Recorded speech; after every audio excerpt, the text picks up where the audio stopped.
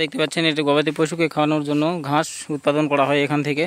এই ঘাসগুলো উৎপাদন করার ফলে গবাদি পশুকে খাওয়ানো হয় এবং গবাদি পশুর ঘাসের চাহিদা পূরণ হয়। সবুজ ঘাস, এতে করে গরু ভিটামিন পায় এবং গাভী দুধ বেশি হয় এবং গাভী সতেজ থাকে।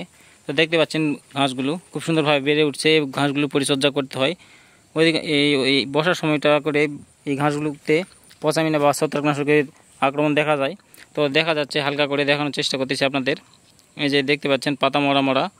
তো এই সমস্যাটার জন্য আপনারা কার্বনডাজিম গ্রুপের কীটনাশক অথবা ভালো ব্র্যান্ডের কোনো পচামিনা কীটনাশক স্প্রে করতে পারেন। যে সমস্ত কীটনাশক ধানে দেওয়া হয় সেই সমস্ত কীটনাশক দিলেও এই ঘাসে কাজ ভালো হবে।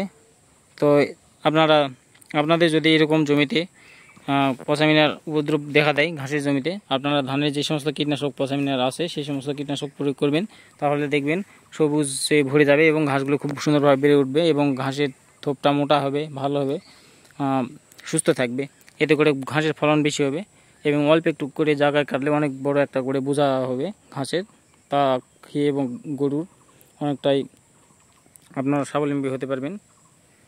তো এটা বর্তমান ঘাসের এটা বর্ষাকালীন সময়, এই সময়টাতেই রোগ বেশি হয়, বিশেষ করে পচামিনার রোগটা বেশি হয়ে থাকে, দেখতে পাচ্ছেন।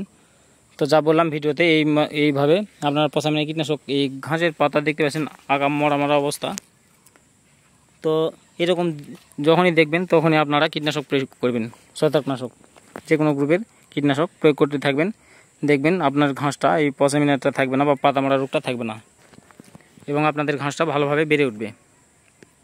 তো এই মেসেজটি দেওয়ার আপনাদের একান্তই জরুরি বলে মনে করছি আমি, কারণ এখন বর্ষাকাল। আমার এই ভিডিওটি দেখে আপনারা উপকৃত হলে একটা লাইক করে আমাকে অনুপ্রাণিত করবেন ভিডিও করার জন্য। আপনার একটা লাইক অনেকটা দামি আমার কাছে। ধন্যবাদ, ভালো থাকবেন আমার এরকম ভিডিও পাওয়ার জন্য।